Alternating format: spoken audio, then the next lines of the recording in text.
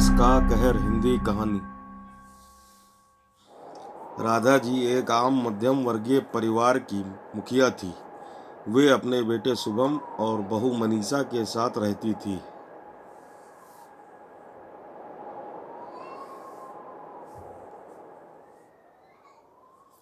एक बेटी सीमा थी जो कि शादी के बाद अमेरिका में बस गई थी। राधा जी के पति की मृत्यु बहुत पहले ही हो चुकी थी।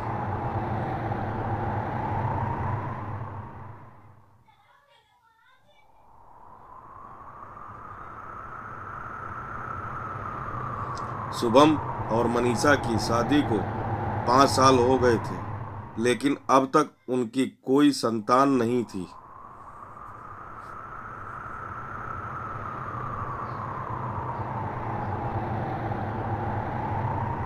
राधा जी की बहू मनीषा भी जॉब करती थी, जो कि राधा जी को बिल्कुल भी नहीं सुहाता था। वे जल्द से जल्द दादी बनना चाहती थी।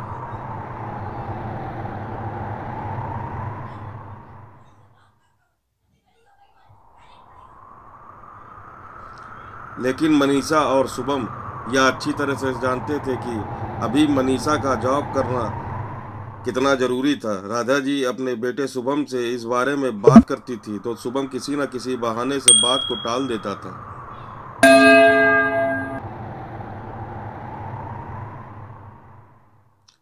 इसलिए वे मनीषा को ही परेशान करने के बहाने ढूंढती रहती थी ताकि वह अपनी जॉब छोड़ दे। और अभी कोरोना काल में तो मानो उनके मन की मुराद ही पूरी हो गई थी।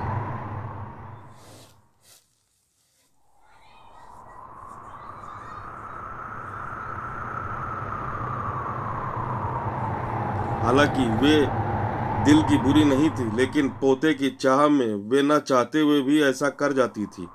अपने हम उम्र सहेलियों को दादी बनते देखकर उनका मन दुखी हो जाता था।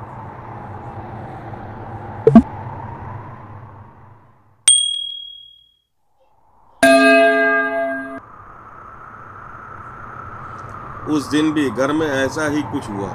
ऑफिस में काम की वजह से मनीषा देर तक सोती रही और राधा जी को अच्छा खासा मौका मिल गया।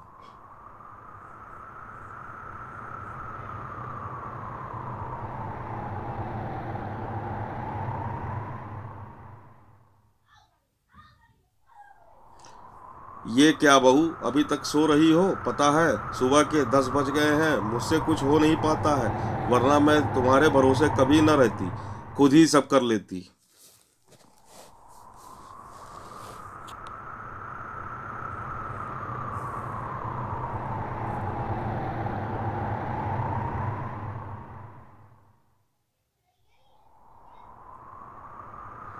सॉरी माँ जी, वह देर रात तक काम कर चलता रहा, इसलिए सुबह से ही सो हो पाई थी। इसीलिए समय का पता ही नहीं चला। आप चलिए, मैं अभी जल्दी से आती हूँ।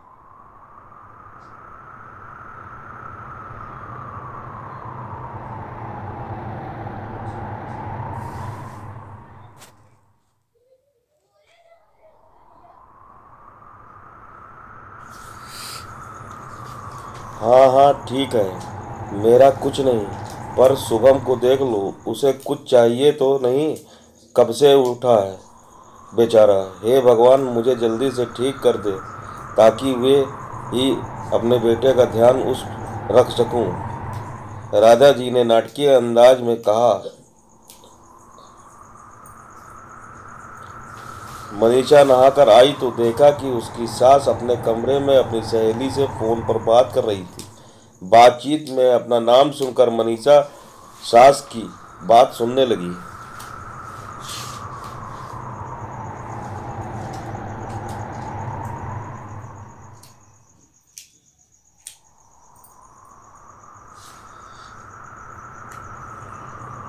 अरे शारदा, तुम भी अपनी बहू को ज़्यादा सर पर मत बैठाओ। बहू को ज़्यादा उड़ने दोगी तो कल को अपनी नौकरी के चक्कर में वह तुम्हें ही घर की नौकरानी बनाकर छोड़ेगी।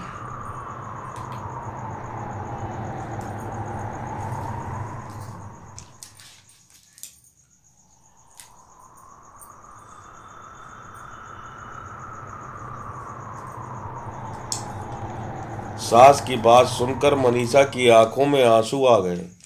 शुभम का बोझ कम करने के लिए ही तो वह नौकरी कर रही थी।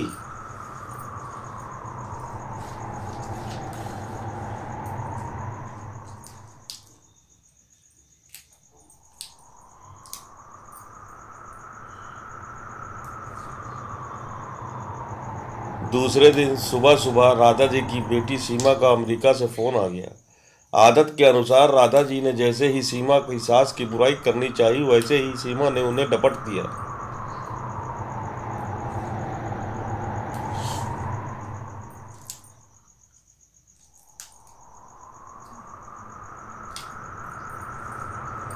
सीमा की बात सुनकर राधा जी की भी आंखें भर आईं।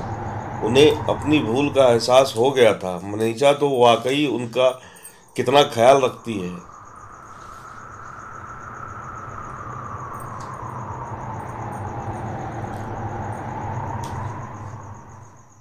उन्होंने उसी समय मनीषा को बुलाकर उसके सिर पर प्यार से हाथ फेरते हुए कहा,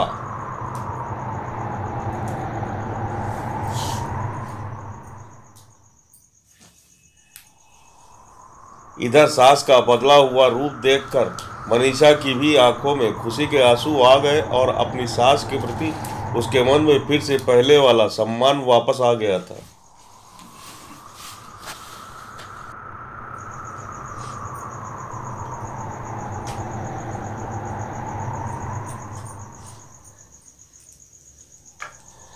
शायद हमारे जीवन में मुश्किल समय आता ही इसलिए है कि हमें एक दूसरे की अहमियत का पता चले।